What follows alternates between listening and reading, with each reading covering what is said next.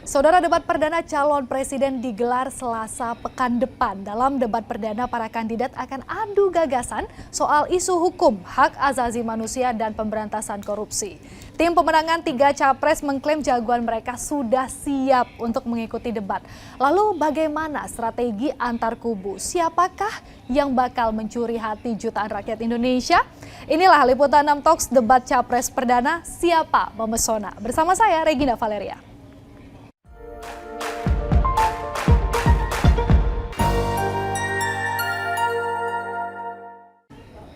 Ya, saudara, sudah hadir bersama kita di studio 3 orang narasumber dan juga 2 yang bergabung bersama kami melalui Zoom. Kita akan sapa terlebih dahulu yang sudah bergabung di studio bersama kami. Di sebelah saya ada Mas Yadi Suryadi Putra, atau saya panggilnya Bung Suryo. Siap. Bung Suryo dari jubir TKN Prabowo Gibran, terima kasih sudah hadir. Terima kasih Mbak Regina. Selanjutnya di sebelahnya ini yang setiap minggu selalu hadir bersama dengan kita, ada Mbak Rustika Herlambang, Direktur Komunikasi Indonesia Indikator. Mbak Rustika, selamat sore. Mbak Gina. Sehat? Sehat, alhamdulillah. Mbak Tika juga sehat? Sehat. Baik, dan tentunya di sebelah Mbak Tika sudah bergabung juga Bung juga jadinya ya. Ya, boleh. Bang Ray Rengkuti, Direktur Eksekutif Lingkar Madani, terima kasih sudah datang. Dan sudah bergabung juga bersama kami 2 narasumber melalui Zoom. Ada Bapak Jazilul Fawait, Asisten Pelatih Timnas Amin. Selamat sore Pak. Sore, Assalamualaikum. Waalaikumsalam. Gina dan seluruh narasumber. Dan juga sudah bergabung bersama kami Bapak Sunanto dari jubir TPN Ganjar Mahfud. Selamat sore Pak Sunanto. Baik, selamat sore Mbak Regina. Saya panggilnya Cak Nanto ya. Oke. Oke, jadi sudah ada 5 narasumber, kita akan langsung saja membahas, tapi saya mau ke Mbak Rustika terlebih dahulu. Ini kan memang kita mau menuju debat begitu ya Mbak, ini yang dinantikan oleh masyarakat Indonesia, termasuk juga saya dan kita semua saya yakin. Tapi kalau menurut data dari Mbak Rustika sendiri, bagaimana tren perbincangan warganet soal debat perdana ini? Ya, debat itu adalah salah satu hal yang paling ditunggu sama netizen. Jadi dalam waktu 1 minggu terakhir itu terdapat sebesar 63.205 postingan dengan engagement sebesar 405.000 dari total akun 35.318. Jadi engagement terbesar itu memang berasal dari platformnya TikTok dan Instagram yang menyoroti ada soal perubahan format debat. Jadi netizen itu kaget banget kenapa ada perubahan format debat, di mana framing yang muncul pada saat itu adalah ditiadakannya debat cawapres. Gitu. Itu yang menjadi pertanyaan itu netizen. Yang menjadi pertanyaan pada saat itu, dan kemudian netizen dari TikTok misalnya dia mengatakan sebenarnya siapa yang diuntungkan dari ketidakadaan debat cawapres tersebut gitu.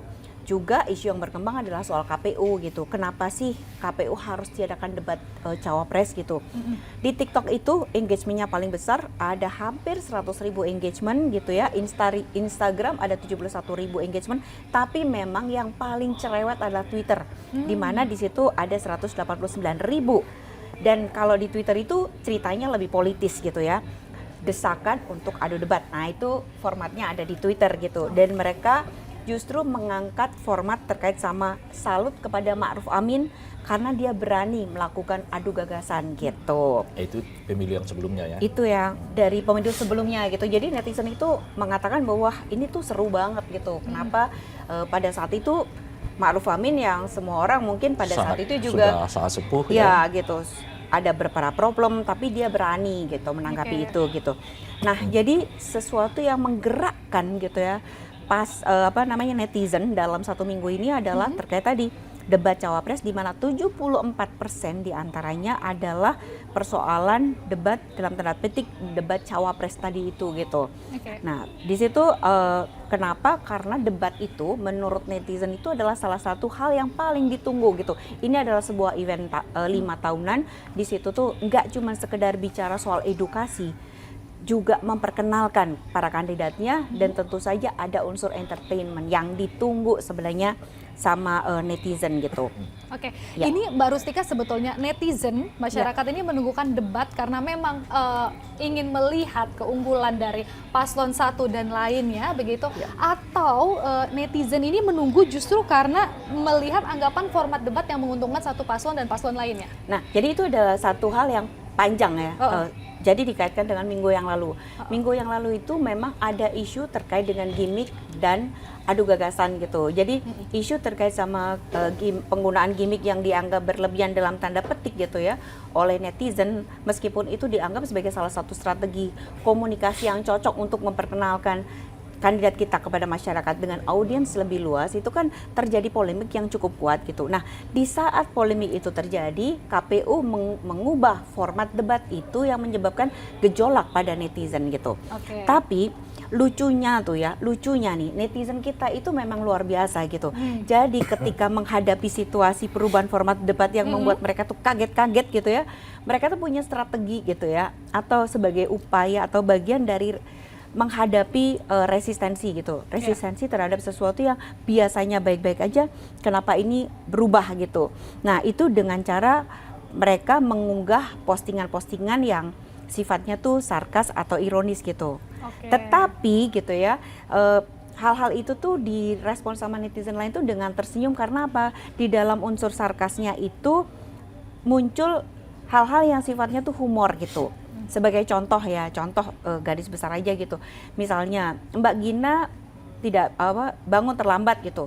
Matahari yang minta maaf gitu loh. Ibaratnya tuh seperti itu. Nah, hal-hal itu yang membuat netizen itu melihat situasi itu dengan inilah gitu. Jadi strategi. Siapa ini maksudnya ini? Memang ditujukannya kepada Gibran gitu.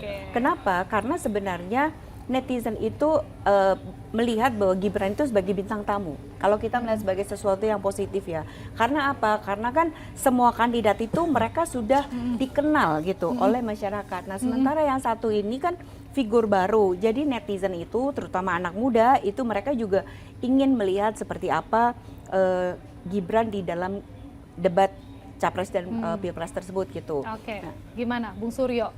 Netizen ingin melihat bagaimana Gibran, terus yang dianggap Gibran bintang tamu. Kalau dari Bung Suryo? Gibran telat bangun, matahari yang disalahin. Nah, ya, itu ibaratnya saat itu sebenarnya contoh. Matahari doang minta ya. maaf.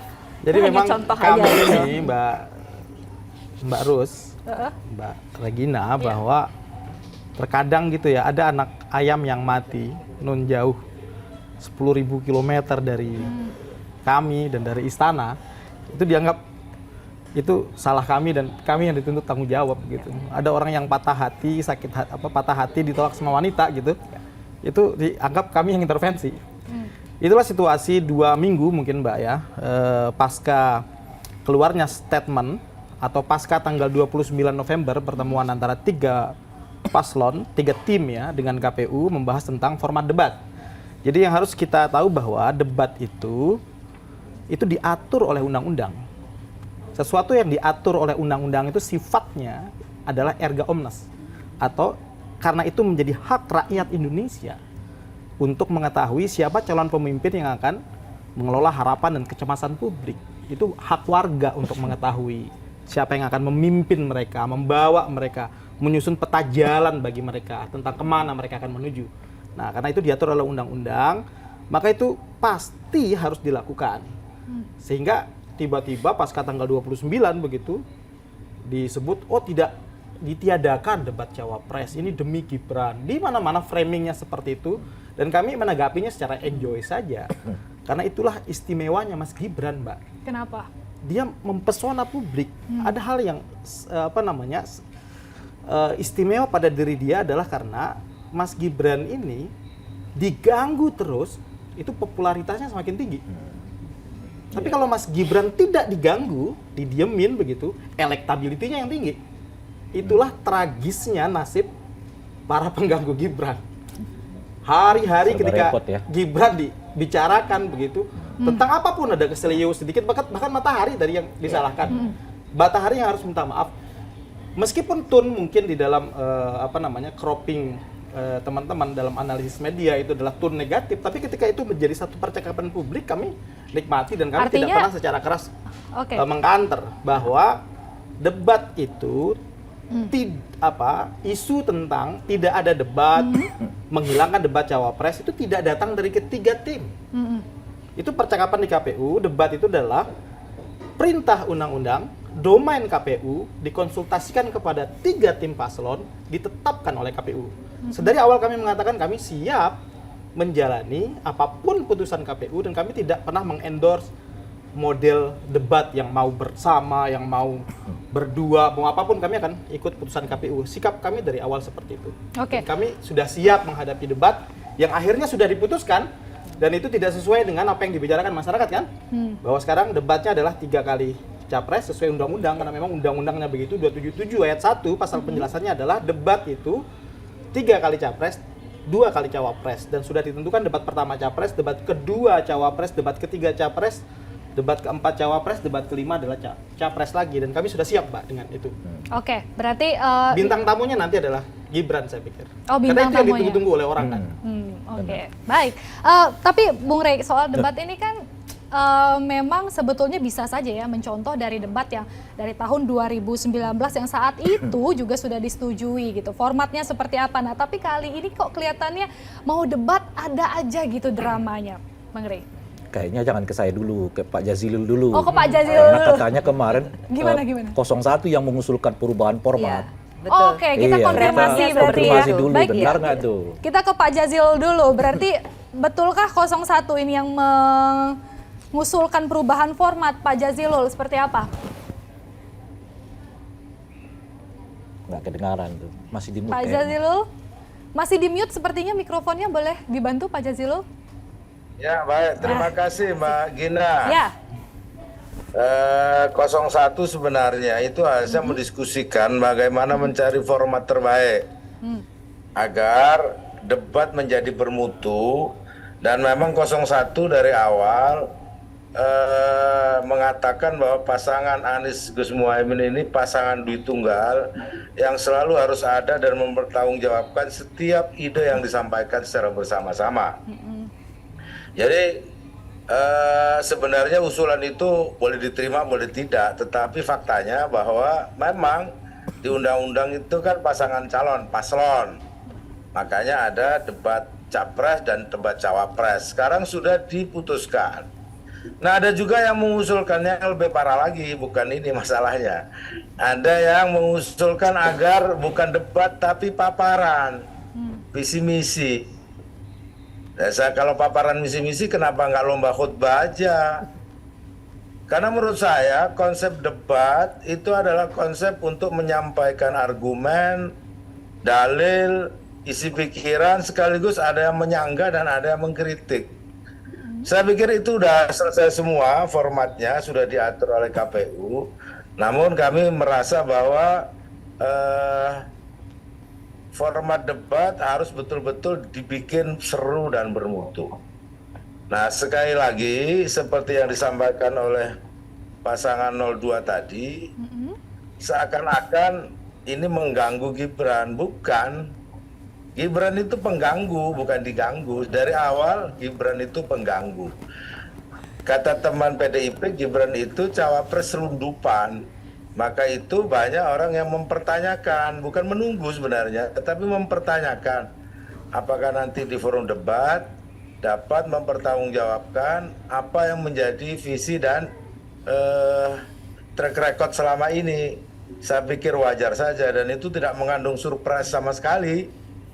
Justru debat ini menjadi momentum bagi masyarakat untuk melihat sekaligus hak publik untuk tahu apa yang akan dikerjakan oleh masing-masing capres dan cawapres ketika menang nanti. Jadi tidak ada misalkan kami merasa mengganggu atau apa enggak.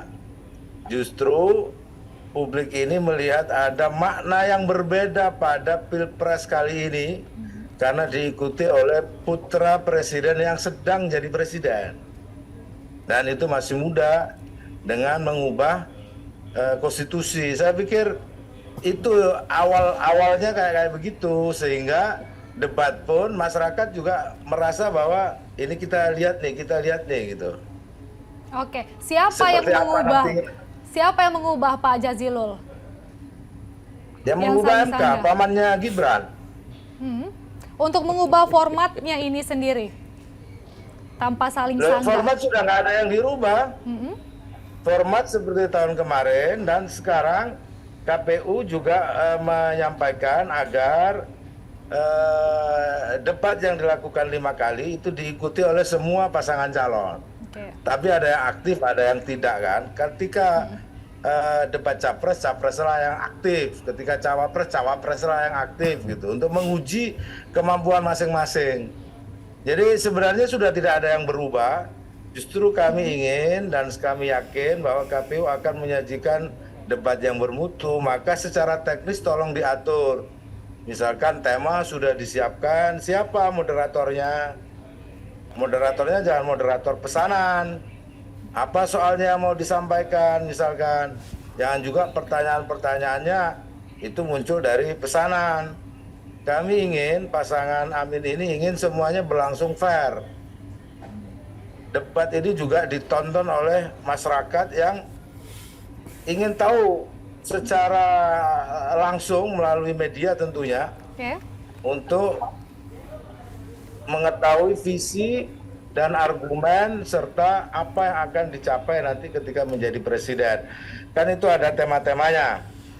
Nah, oleh sebab itu bikin debat itu fair. Kalau bisa debatnya moderat, apalagi kalau di debat moderatornya nggak boleh apa-ngapain, panelisnya ditentukan. Saya pikir jangan sampai debat menjadi tidak bermutu karena terlalu banyak aturan. Oke, Ya. Bang Rey. Nah, kita inginkan debat itu bebas. Nah, sementara ini kan ada pasangan calon yang jarang datang ke debat-debat. Debat-debat publik itu. Sebut saja namanya. Absen terus. Sebut saja Pak Jazilul, siapa yang dimaksud? Ya, Prabowo Gibran. Baik. Kan Gimana? memang diundang di TV Kita ada, dengar diundang tanggapan. di Ormas juga. Oke, kita dengar tanggapan dari Bang Ya, Suryo. jadi Gimana Mbak, Bang Suryo? pertemuan kedua antara KPU dengan seluruh tim paslon tentang format debat itu adalah dihadiri oleh seluruh tim paslon. Itu rapatnya kayaknya sampai jam 10 malam dari siang itu. Menentukan moderator, tema, modeling debat itu disepakati bersama. Tadi Gus Jazilul mengatakan nanti moderatornya pesankan dan lain-lain, itu ditentukan bersama itu moderator dan siapa panelis ditentukan bersama malam tanggal 6 Desember. Tentang tadi semisal moderator tidak boleh bicara, itu ketentuan undang-undang yang dibuat oleh Om Jazilul sendiri sebagai anggota DPR tuh. Di undang-undang itu memang moderator Om Rey tidak boleh mengomentari saat dan setelah debat. Itu ketentuan undang-undang yang kalau sudah berbicara norma sebenarnya seorang anggota DPR RI seperti Om Jazilul itu tidak boleh lagi mendekonstruksi sesuatu yang memang sudah menjadi ketentuan undang-undang. Yang jelas kalau positioning kami ikut apapun yang menjadi format KPU. Tentang tadi Mas Gibran Soal saling jarang sanggah, hadir. itu benar nggak soal saling sanggah? Tanpa Itu saling sanggah. lahir dari percakapan tanggal 29. Tanggal 29 itu percakapan yang sangat kekeluargaan itu semua tim itu mengusulkan bagaimana format debat yang baik. Kami di situ hanya menyampaikan agar format debat disetting secara baik agar bisa dimanfaatkan secara baik oleh paslon untuk mensosialisasikan gagasan. Tidak ada kita mengatakan tidak boleh saling sanggah. Saya kembali ke norma undang-undang ya, Om Rey. Pasal 275 ayat 1H undang-undang yang mengatur tentang debat itu berbunyi, kampanye dapat dilakukan dengan debat. Artinya ini adalah dalam format kampanye, nomenklatur utamanya. Apa arti kampanye? Bahasa awal kata kampanye dalam bahasa Prancis itu Mbak, itu awal muncul kata kampanye itu artinya negara terbuka, itu artinya medan perang. Kampanye itu adalah medan perang. Kemudian dijelaskan di dalam pasal 277 ayat 1-nya bahwa metode kampanye dengan debat sebagaimana yang dimaksud di dalam pasal 275 itu dilakukan 5 kali. Debat, apa arti debat? Debat itu ada pertukaran ide, ada pertukaran gagasan, percakapan yang tidak hanya sekedar monolog, itu arti debat. Harus ada pertukaran ide di situ, tidak hanya sekedar seperti kita menghadapkan dua buah radio yang sama-sama bunyi. Tetapi jadi itu ada saling sanggah, maaf saya potong, saling sanggah tetap ya ada itulah nggak? mekanisme debat. Ya itulah mekanisme debat. Tetapi saat itu kami mempromot agar lebih banyak porsi agar debat ya, teman kartun ini tetap debat mampu dijadikan ajang oleh ketiga paslon untuk mensosialisasikan gagasannya dibandingkan dengan benturannya seperti yang lama-lama, tapi itu adalah percakapan yang biasa. Terakhir, Bang Jazilul tentang Gibran jarang datang. Bang Jazilul, ini ada salam nih dari, karena tim 1 itu kan nyebut namanya Timnas ya, seperti sepak bola. Ini tahun 2017 itu ada satu buku menarik berjudul Autobiografi Saya dari Sir Alex Ferguson, pelatih terbaik sepanjang masa, saya kira itu mantan pelatih MU. Ketidakhadiran Gibran. Beliau mengatakan banyak orang yang beranggapan bahwa pemimpin yang baik adalah pemimpin yang banyak berbicara. Pemimpin yang banyak berbicara, kata si Alex Ferguson, dia kehilangan separuh dari pengetahuan lingkungan sekitarnya. Pemimpin yang banyak berbicara, dia tidak akan mampu membuat satu tim yang efektif. Pemimpin yang banyak berbicara, dia tidak akan mampu menangkap potensi yang ada di dalam timnya. Pemimpin yang kita butuhkan hari ini, kata si Ferguson, adalah pemimpin yang lebih banyak mendengar. Untuk itulah kenapa kita diciptakan 2 mata, 2 telinga, dan 1 mulut, adalah agar kita lebih banyak mendengar. Artinya adalah ada beberapa varian dari jenis pemimpin. Kemampuan berbicara tidak lagi menjadi satu-satunya yang dibutuhkan di dalam memimpin. Bahkan di era teknologi yang seperti ini, itu yang dilakukan oleh Mas Gibran di Solo. Dia mendapatkan penghargaan, membangun sistem government digital yang baik, dan Mas Gibran memasang mata dan telinganya di seluruh platform sosmed yang hari itu juga ketika ada keluhan warga dia eksekusi. Jadi jangan dijadikan bahwa pemimpin yang retorik seperti Anies padahal hasilnya hanya membangun sumur resapan di tempat tanah yang impermeable, yang sesuatu yang bahkan membuat orang tabrakan begitu, di aspal, di trotoar. Iya, kemampuannya retorik baik, eksekusinya 0 saya pikir Anies. Dibandingkan dengan Gibran yang berpikir cepat dan membuat keputusan cepat. Baik, Bung Suryo, jadi saya jangan tahan dulu. mata-mata bahwa pemimpin yang retorik itu adalah pemimpin yang baik. Gibran punya style sendiri. Baik, kita mau dengar dulu tanggapan dari Cak Nanto. Pak Jazilul mau menanggapi dulu. Oke, silakan. Bagaimana Pak Jazilul? Ya, dikit aja. Pemimpin itu harus mampu menyampaikan isi pikirannya dan bisa bicara. Jangan juga menyampaikan isi pikirannya terus salah bicara. Misalkan ngomong asam folat jadi asam sulfat, kan itu nggak boleh pemimpin begitu. Om Jazilul paham nggak asam sulfat itu rumus kimianya apa? Nah itu menurut saya pemimpin itu harus mampu mengungkapkan pikirannya secara baik dan bisa diterima. Saya pikir itu nggak ada istilah pemimpin nggak boleh bicara. Pemimpin itu juru bicara masyarakat. Pemimpin itu yang menjadi wakil di dunia internasional. Bagaimana di forum-forum internasional kalau nggak bisa memimpin, kalau nggak bisa bicara? Gibran setelah di luar negeri dengan kemampuan bahasa Inggris yang baik, dengan tradisi akademik yang baik. Kami akan hadir debat itu dan kami akan memperlihatkan bagaimana kemampuan Gibran berbicara. Baik, kita kasih kesempatan dulu ke TPN Ganjar Mahfud. Baik, Cak Nanto, bagaimana tanggapannya? Silakan. Ya. Terima kasih Mbak Regina, saya kira perdebatannya sangat menarik, tapi menurut aku ini bukan soal ini ya, bukan soal format debat yang diperbincangkan, tapi bagaimana pemimpin dari dulu perdebatan tentang menyampaikan visi misi di dalam debat itu kan menjadi difasilitasi oleh negara, khususnya KPU di dalam menyampaikan visi misinya untuk menyampaikan setiap gagasan-gagasan yang perlu disampaikan, dan itu sangat baik. Dan kami saya kira tidak perlu khawatir dengan kemampuan pasangan calon 03 karena sudah memang sangat siap untuk menyampaikan gagasan dan selalu disampaikan kepada masyarakat baik di dalam pertemuan formal dan informal. Artinya ini menjadi satu hal yang saya kira menjadi sangat penting dilakukan, bahwa format debat adalah format menyampaikan visi misi untuk menyampaikan gagasannya. Saya nggak sepakat misalnya pemimpin diam nih. Sekarang waktunya bicara, Mas, bukan waktunya bekerja, karena ke depan gimana mau masyarakat, publik mencerdaskan masyarakat kalau kita tidak paham apa yang mau kita maksudkan. Maka pemimpin yang diam itu menurut saya bukan pemimpin yang saat ini perlu kita cari, karena saat ini kita mencari gagasan agar masyarakat untuk mencari bagaimana menyampaikan pendidikan politiknya kepada masyarakat. Tidak perlu khawatir kalau misalnya salah, misalnya ya minta maaf aja kan gitu, kira-kira nggak usah nggak usah defend gitu. Artinya itu sosok pemimpin. Gitu. Artinya kalau kami di format debat pengennya sih bagaimana formasi yang dulu misalnya biar tahu komposisinya, misalnya capres nggak usah didampingin duit tunggal dari mana. Kalau duit tunggal dari dulu masa memimpin duit tunggal juga nggak mungkin bersama-sama terus toh di dalam kebersamaan secara fisik. Kalau soal gagasan pasti soal kebersamaan memimpin bangsa, tapi bukan kehadiran fisik bersama-sama terus. Artinya ini yang harus diuji ke depan bahwa gagasan mana yang bisa mencerdaskan masyarakat, dan Pasangan 03 ingin menyampaikan gagasan-gagasan besar dalam format debat dalam visi misi kami. Begitu, Pak. Oke, kalau soal tanpa saling sanggah, setuju nggak untuk dari kubu Ganjar Mahfud sendiri, Cak? Kenapa nggak harus sanggah kalau itu? Saya kira sangat penting untuk menguji apakah ini fakta atau hoax, gitu kan? Jadi apa yang disampaikan itu biar tidak menjadi liar di masyarakat. Oh, ternyata ini adalah fakta.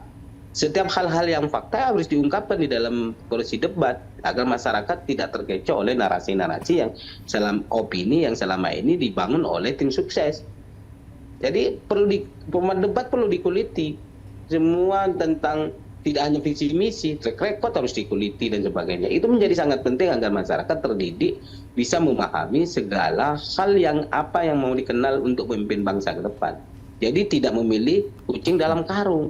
Itu kira-kira. Jadi kami format debat mau sanggahan selama sanggahannya tidak berbentuk hoax, kalau hoax di-clearkan di dalam proses debat sehingga menjadi clear masyarakat termasuk tidak lagi juga berbicara isu sensitif tidak apa-apa dibahas berarti, Cak Nanto? Selama itu fakta, kenapa harus takut? Dan itu harus disampaikan. Kan nggak perlu di debat itu kan bukan biar ketimbang ngomong di luar, tidak ada sanggahan, maka tidak ada kejelasan tentang posisi isu itu. Makanya di dalam format itu, debat isu sensitif, jadi dibicarakan, disampaikan saja. Biar ada klarifikasi, biar ada fakta yang mau dimunculkan, dan tidak perlu khawatir karena itu ada mencerdaskan agar masyarakat tidak lagi di-framing oleh suatu narasi-narasi yang tidak benar. Baik, gimana Bang Rey? Yup. Tanggapannya Itu, sudah Mbak mendengar Regina. dari 3 paslon ini sendiri. Untuk debat ini sendiri nanti seperti apa? Tapi kalau dari Bang Rey sendiri, isu apa sih sebetulnya yang kira-kira kita harus angkat untuk debat ini? Saya kira semuanya penting ya isu ini ya. Cuma kalau saya pribadi menganggap setidaknya ada 5 isu yang perlu diperkuat ya. Pertama adalah soal reformasi institusi polisi. Kedua adalah soal apakah desain KPK yang seperti sekarang tetap dipertahankan. Yang ketiga adalah soal apakah mereka mau mereview kembali Undang-Undang Omnibus Law gitu ya. Nah, soal birokrasi kita gitu dan hubungan pusat dan daerah gitu. Nah, kenapa saya masuk ke ada yang lebih teknis? Karena menurut saya kalau kita di makronya sama semua tuh.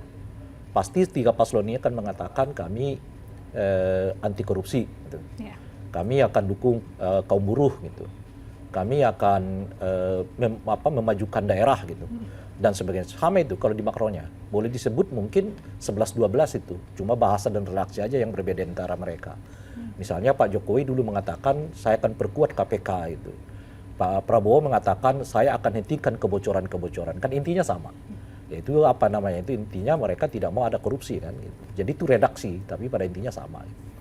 Nah, oleh karena itu menurut saya ketiga-tiganya harus diujuk kepada yang lebih teknis, yang lebih faktual gitu. Nah, yang faktual itu misalnya itu tadi, kalau Anda berada dalam posisi anti korupsi, setuju nggak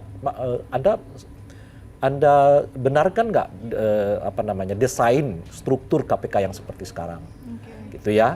Kalau Anda misalnya mau memperkuat posisi buruh, bagaimana hubungannya dengan Undang-Undang Omnibus Law?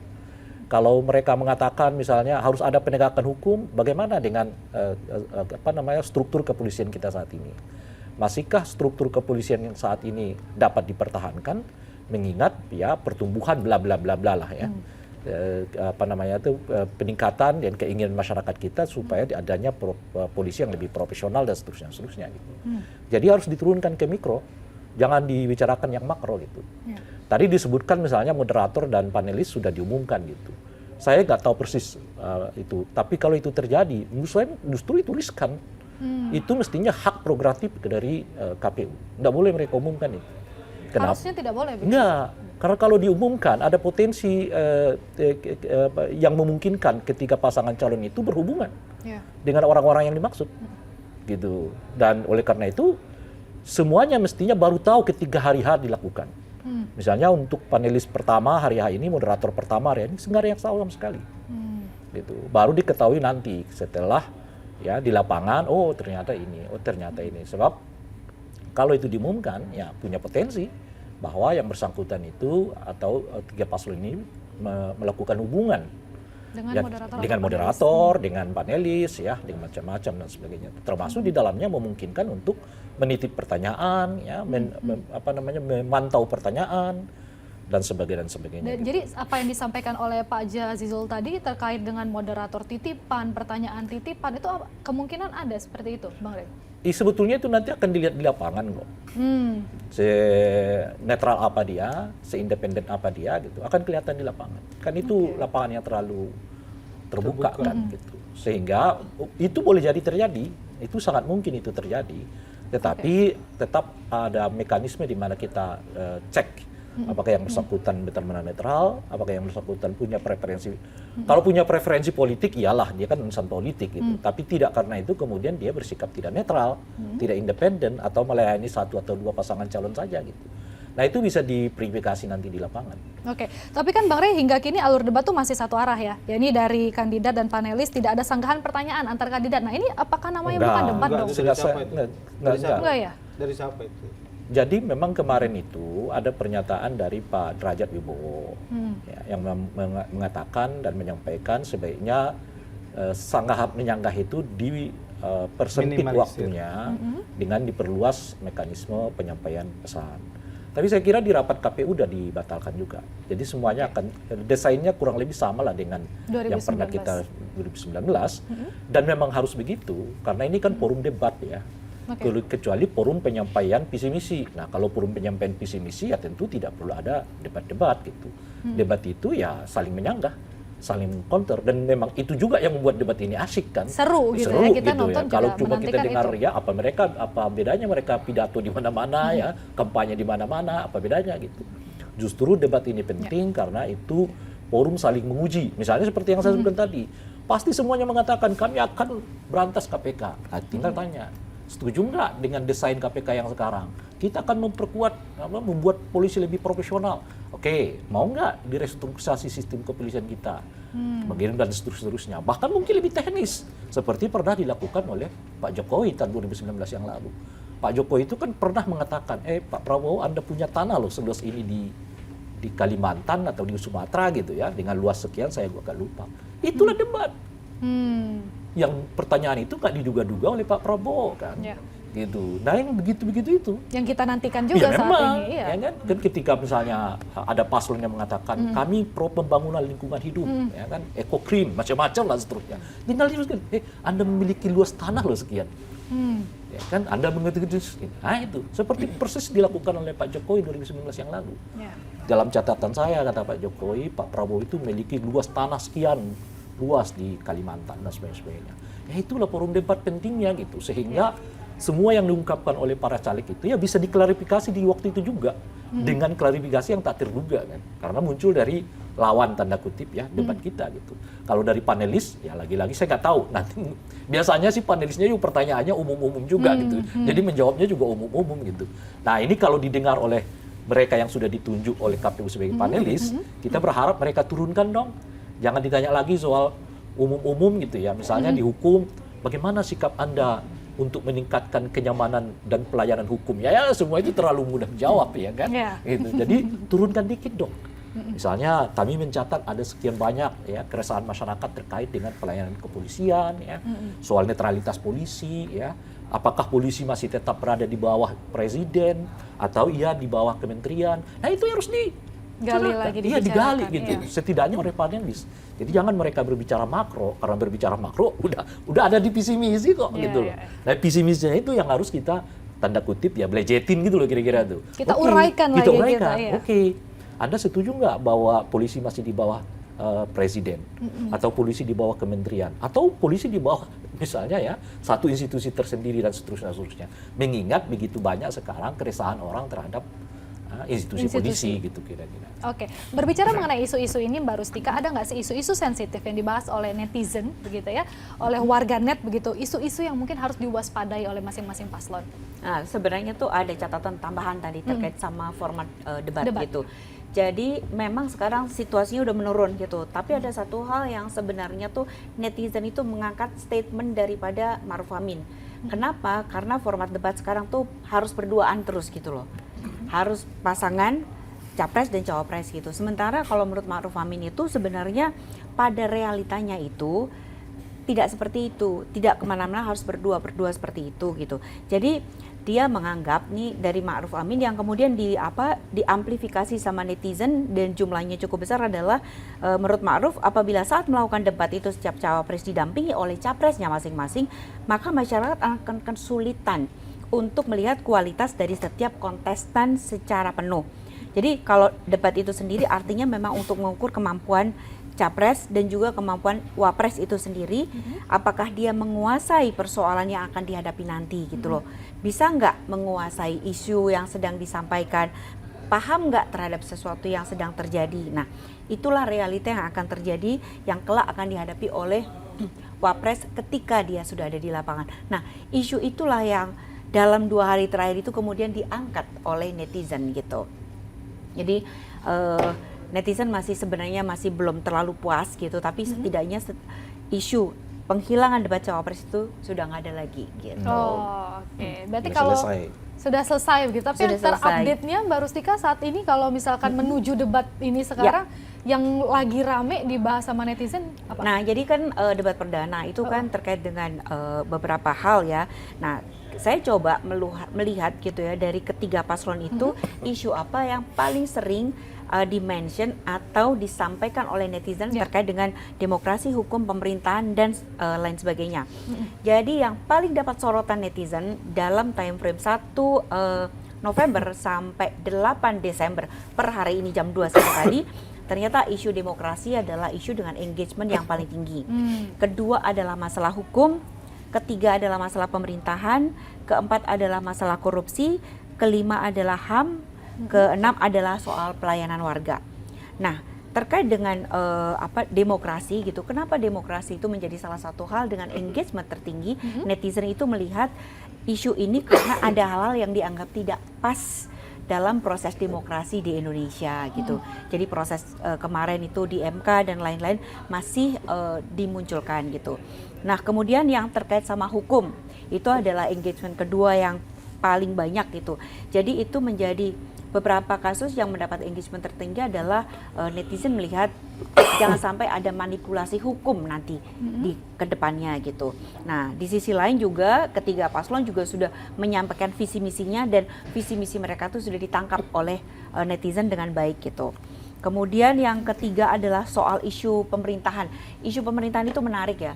Karena apa? Dalam time frame saya dari bulan November sampai sekarang, ketika bicara soal isu pemerintahan dan pelayanan publik itu berisi paling banyak ada berisi harapan dan isinya janji cawapres terkait sama pelayanan publik. Juga mereka mention soal Palestina, kemudian juga perbaikan infrastruktur, percepatan infrastruktur dan pengentasan kemiskinan. Itu yang paling dapat respon dari netizen.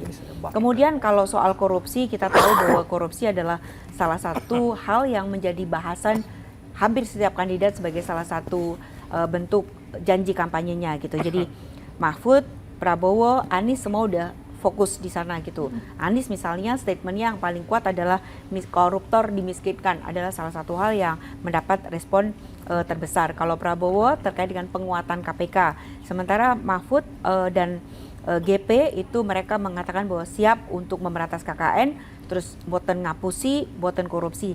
Tapi di sisi lain ketika bicara soal korupsi, netizen juga mengangkat statement dari Mahfud MD yang mengatakan bahwa semua kader-kader masing-masing partai itu sudah pernah kok terlibat dalam kasus korupsi gitu. Jadi dia akan memperbaiki itu nantinya gitu. Nah, kemudian kalau terkait sama HAM, biasanya HAM itu kan cukup besar kalau Pilpres tahun 2 pemilu yang lalu. Nah ternyata kalau dalam time frame sekarang ternyata isu HAM itu kecil sekali gitu. Artinya bahwa dulu itu yang paling banyak engagementnya adalah soal pelanggaran HAM berat gitu. Ternyata dalam 2 bulan terakhir itu pelanggaran HAM berat sudah tidak lagi dimunculkan gitu. Nah, yang menarik lagi adalah terkait sama kerukunan warga yang kaitannya sama agama. Jadi politik identitas atau isu-isu yang berkaitan dengan keagamaan gitu ya. Ternyata turun tajam gitu. Itu adalah beberapa hal yang menarik atensi netizen menjelang debat pertama gitu. Dan itu jadi PR kan buat para capres-cawapres, isu apa yang mendapat atensi terbesar dan bagaimana mereka menghadapi itu gitu. Dari isu-isu yang disampaikan oleh Mbak Rustika tadi ya, Bung Suryo. Ini kan kalau kita tadi ngomongin pelanggaran HAM berat itu sendiri kan kalau figur Pak Prabowo sendiri kan narasi yang tidak pernah lepas sejak Pilpres 2014 itu adalah pelanggaran HAM, salah satu tema di debat perdana. Nah, nantinya Pak Prabowo sendiri hanya akan memaparkan program itu saja atau juga akan menyelipkan klarifikasi soal pelanggaran HAM berat? Kalau klarifikasi sudah dari tahun 98 klarifikasi dan itu sudah selesai dan sudah tidak terlalu banyak juga menjadi percakapan publik karena publiknya sudah sadar terutama elit ya. Kalau elitnya kan 2009 bersama Bu Mega kan, artinya kalau memang itu ada masalah secara hukum nggak mungkin diambil Bu Mega dan nggak mungkin teman-teman dari PDI akan menyerang itu karena dulu sama-sama mengklarifikasi itu. Saya kira sudah clear kalau isu HAM. Kalau isu HAM yang hendak didorong oleh Pak Prabowo sekarang itu mau di-advance sedikit dari kita banyak memang masalah HAM yang akhirnya Pak Mahfud, Pak Jokowi, ini yang saya bicara Pak Mahfud dalam konteks sebagai Menko Polhukam ya dengan Pak Jokowi karena kami ini kan asasnya keberlanjutan dan keberlangsungan. Saya kira kerjasama Pak Jokowi sama Pak Mahfud kemarin baik sekali dengan rekonsiliasi, banyak sekali pelanggaran HAM di masa lalu dan itu sudah clear bahkan tentang 65, tentang 84 dan seterusnya itu. Makanya kita harus mengadvance isu HAM ke hal yang lebih berkualitas.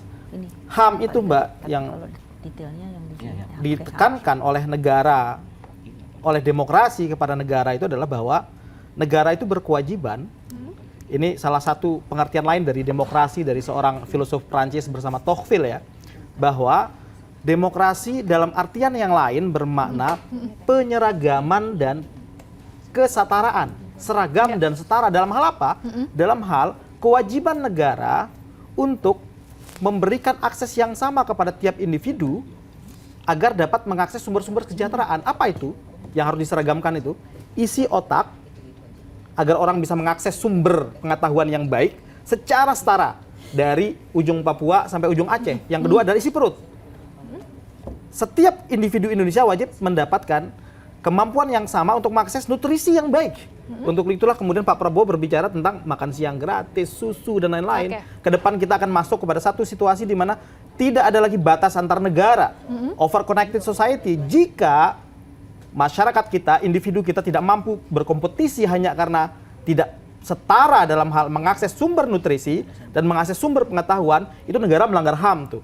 Maka konsep HAM itu adalah negara berkewajiban memberikan kapasitas yang sama pada kapasitas terpasang ya, pada tubuh, pada otak orang untuk dapat mengakses sumber pengetahuan yang baik dan mengakses sumber nutrisi yang baik sehingga warga negara Indonesia siap berkompetisi. Baik, Bung Suryo. Nah, itu tadi kalau Pak Prabowo dengan isu pelanggaran HAM berat yang memang selalu dibahas begitu ya, walaupun sekarang sudah rendah menurut data dari Mbak Rustika sendiri. Nah, saya mau ke Pak Jazilul. Kalau kita melihat sendiri Pak dari kubu 01 ini kan baik capres maupun cawapres ini pernah berurusan dengan KPK, sekalipun itu saksi, begitu ya Pak Jazilul. Nah, ada peristiwa Formula E, ada juga kasus kardus durian. Sementara salah satu tema debat perdana ini menyoal korupsi, begitu. Nah, bagaimana Pak Jazilul dari kubu 01 tidak takut terpojokan soal tema ini? Pak, mikrofonnya mohon maaf boleh dihidupkan terlebih dahulu, Pak Jazilul. Saya pikir itu sudah clear semua dan memang tuduhan itu tidak terbukti. Justru pasangan Amin ingin agar KPK ke depan dikembalikan menjadi lembaga yang independen dan pemberantasan korupsi tidak tebang pilih. ini menurut saya sangat penting karena memang selama ini dugaan-dugaan menggunakan perangkap hukum untuk kepentingan politik tertentu itu ada. Nah, oleh sebab itu pasangan Amin tidak ingin mengulangi keadaan yang seperti ini dan ingin hukum menjadi panglima. Apalagi menggunakan isu-isu korupsi misalkan. Jadi apa yang menjadi visi Amin jelas. Nah, oleh sebab itu Mbak Regina, pasangan Amin ingin mengembalikan hukum menjadi panglima. Dan tentu itu, apalagi hukum itu menjadi prasyarat utama di negara demokrasi. Kalau hukum tidak tegak, jangan bicara demokrasi. Oke, sepertinya jaringannya kurang baik. Kita ke Cak Nanto juga ya, kalau tadi soal isu dari kubu 01, sekarang kita mau tanya nih ke TPN Ganjar Mahfud sendiri.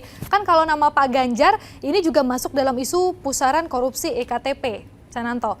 Nah, publik juga butuh diyakinkan tentunya soal hal ini sendiri. Gimana Anda bisa menjelaskan hal ini, Cak Nanto, silakan.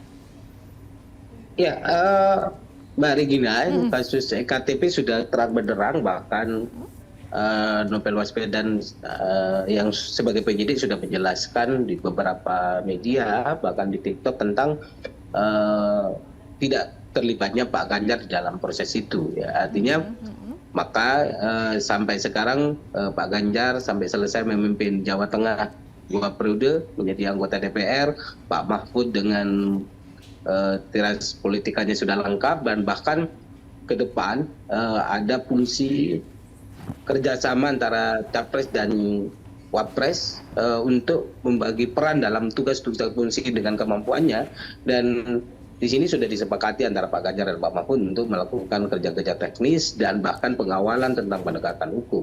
Apalagi Pak Mahfud yang saya kira teman-teman harus mengakui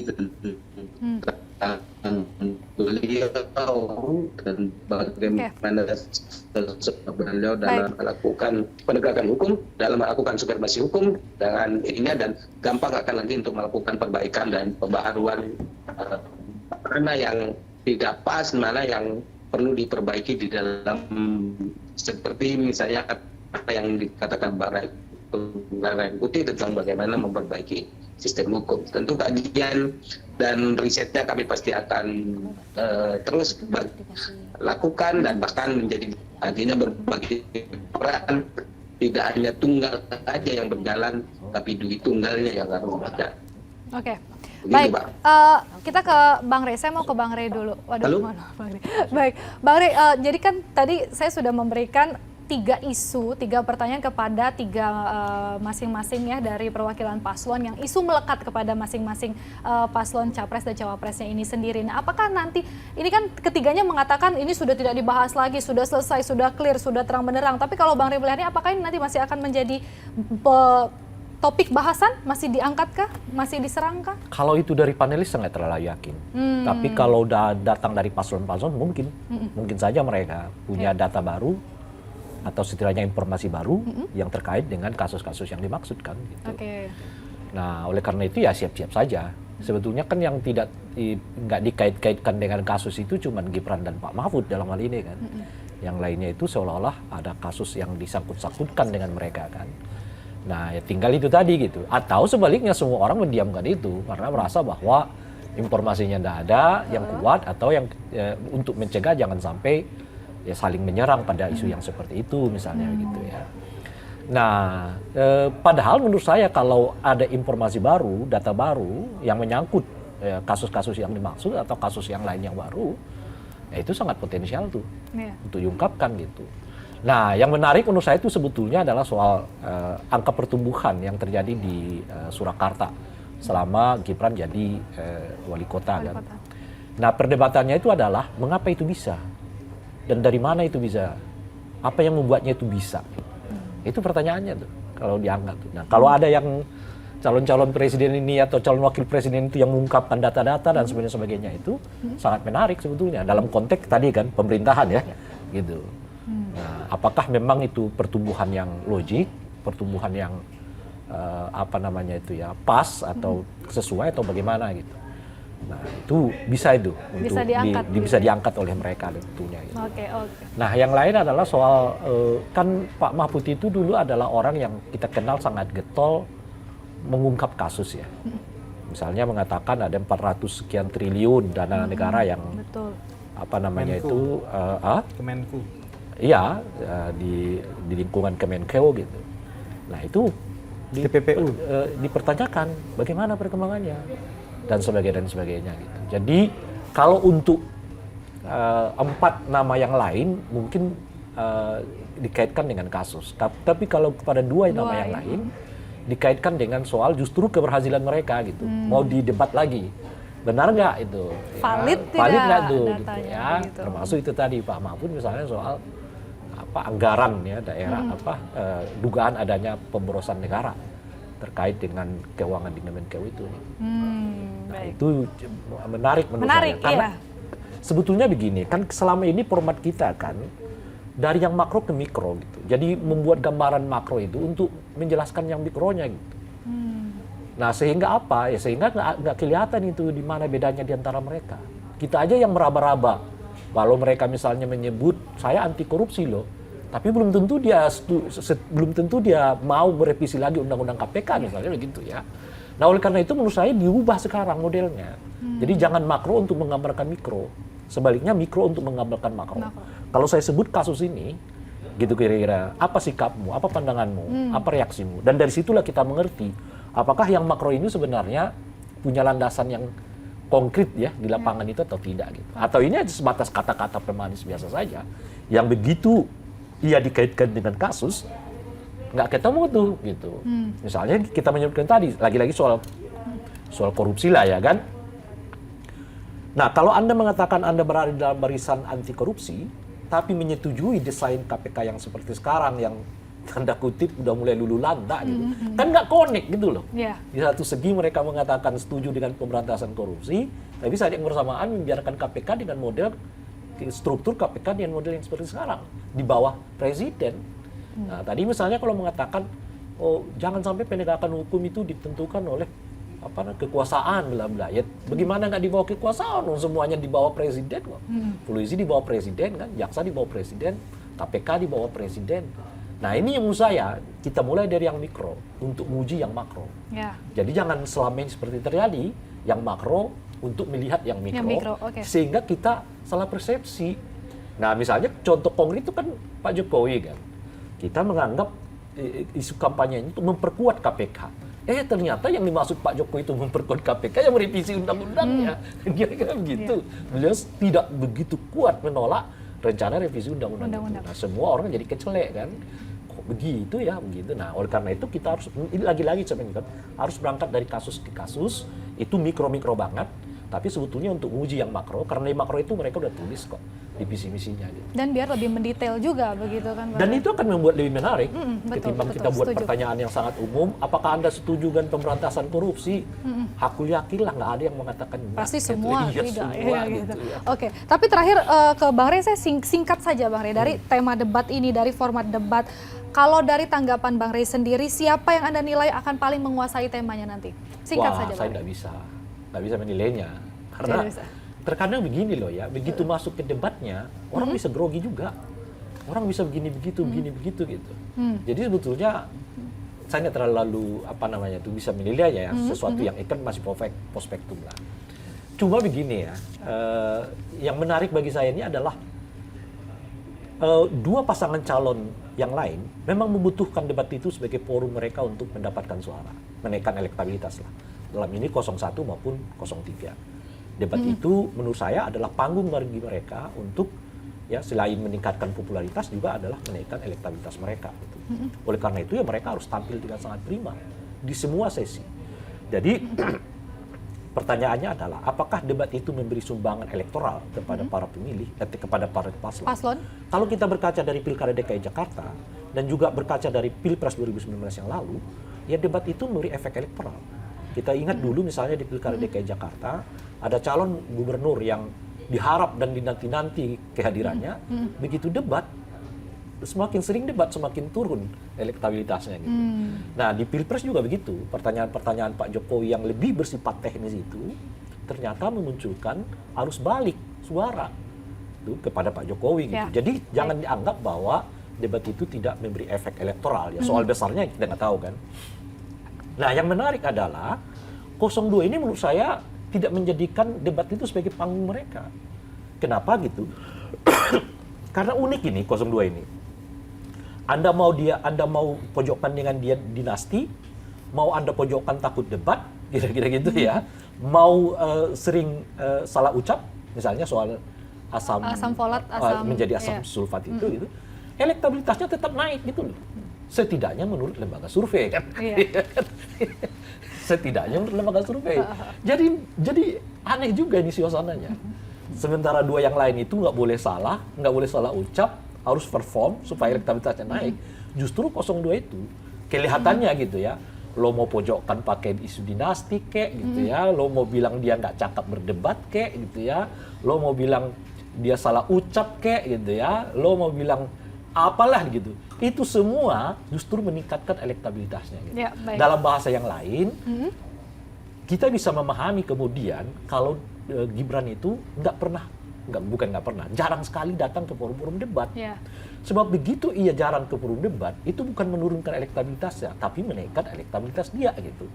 Atau ketika dia datang ke forum debatnya, dia salah ucap, bukannya menurunkan elektabilitasnya, tapi menaikkan elektabilitasnya. Ya. Setidaknya menurut lembaga survei. Lembaga survei, baik. Saya nggak tahu persisnya ya, itu menurut lembaga survei. Gitu. Baik, Bang Rek. Nah, kalau dari Mbak Rustika, kira-kira berapa persen dari pemilik suara ini yang akan berubah setelah menyaksikan debat Capres-Cawapres? Nah, kalau itu harus di lembaga survei ya. Tapi kalau saya boleh memberikan statement di sini adalah dalam 1 minggu ini siapa sih yang paling ditunggu dan kenapa?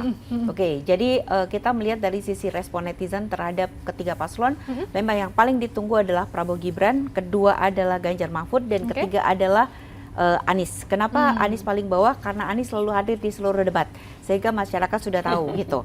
Sementara kalau Ganjar dia di tengah-tengah gitu, dan orang pada menunggu Mahfud MD sebenarnya gitu. Saya kira Anies juga ada faktor lain tuh. Ya. Anies dianggap orang itu tadi pandai merangkai kata-kata kan istilah orang kayak begitu tuh kan. Nah, sementara untuk tidak dikatakan talk too much. Iya, nah kalau jadi orang nggak terlalu nunggu lagi. betul. Gitu, kan. Nah, sementara kalau Prabowo Gibran itu memang sangat ditunggu oleh netizen Karena gitu. jarang tadi. Karena jarang gitu. Dan di sisi lain kalau saya menanggapi tadi, kenapa kok di lembaga survei itu memenangkan Gibran gitu atau Prabowo gitu ya? Kalau saya melihat dari engagement itu, karena diantaranya ini di engagement di media sosial ya, artinya karena dia memang engagementnya paling tinggi karena dia menganggap bahwa dia tidak pernah merespon hal-hal yang negatif tentang keduanya. Jadi kalaupun salah ya, dan mereka mengatakan bahwa kalau salah, kalaupun difitnah ya diamin aja, jadi tidak merespon gitu. Sehingga memunculkan kesan seolah-olah dizalimi gitu sama masyarakat Iya, gitu. dia. Jadi kita ini kok Unik diserang banget terus, ini. kita ini difitnah terus gitu. Sehingga itu memunculkan empati juga gitu. Nah, itu menurut saya nih, menurut versi media sosial adalah salah satu strategi yang akhirnya engagementnya Prabowo Gibran setidaknya dia Artinya cukup baik dalam dan bahasa yang lain, Mbak ya. Yus. Nanti di dalam debat itu makin sering Gibran salah ucap, dia elektabilitasnya makin naik gitu loh.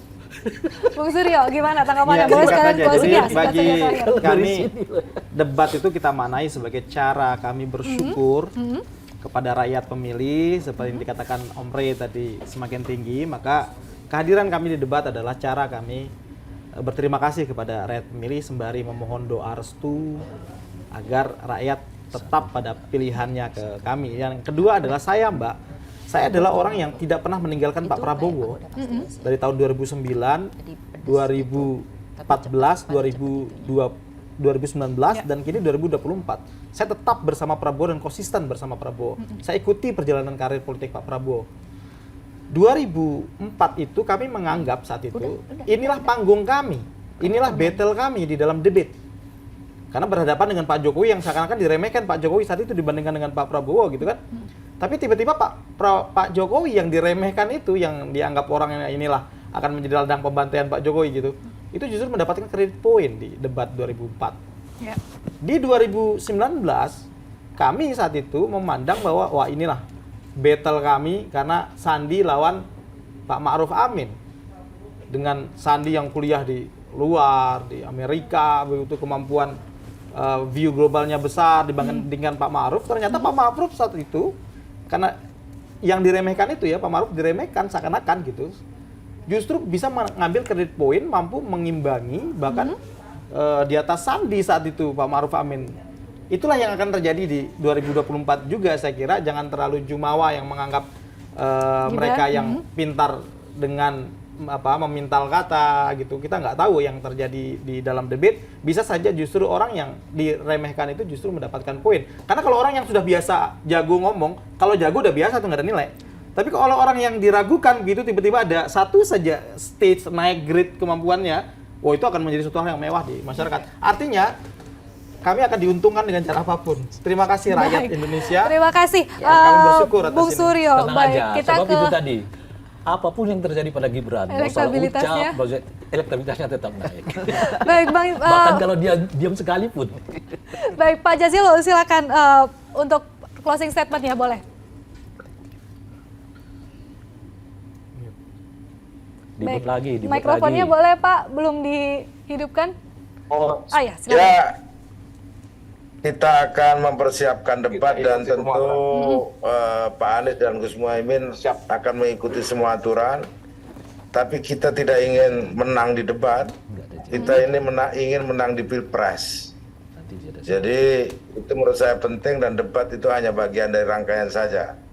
Jadi kita tidak merasa jumawa, bukan. Tapi kita ingin memastikan apa yang menjadi visi dan misi Amin itu dapat diterima oleh masyarakat. Ya, baik. Baik, terima kasih Pak Jazilul. Terakhir, Cananto silakan. Maaf Pak, kalau kita sini Pak, masuk aja biar cepat. Iya. Makasih.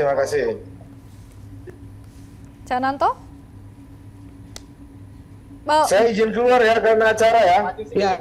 Ya, Pak Jazilul silakan. Cananto boleh di-unmute dulu mikrofonnya. Ya, kalau kami misalnya begini, jadi forum debat itu ingin menyampaikan setiap gagasan dan sebagainya. Apa yang dikatakan bahwa biar masyarakat Indonesia agak melek tentang apa yang menjadi gimmick, bukan hanya menjadi kosakata, bukan hanya menjadi gimmick semata. Dan ini ada realita yang harus membuka mata rakyat, maka sampai berharap rakyat Indonesia bisa mendengar dan menyampaikan mana yang kandidat yang memang memikirkan masyarakat Indonesia dan mana gagasan yang lebih bagus untuk membangun bangsa ke depan. Artinya ini satu hal yang saya kira menjadi satu catatan bahwa pemimpinan bangsa tidak hanya dipimpin dengan strategi-strategi yang sifatnya gimmick saja, tapi dengan gagasan dan persiapan yang sangat matang untuk membangun bangsa, karena kita sangat berpacu dengan waktu untuk membangun bangsa dan sumber daya kita. Saya kira begitu, Pak.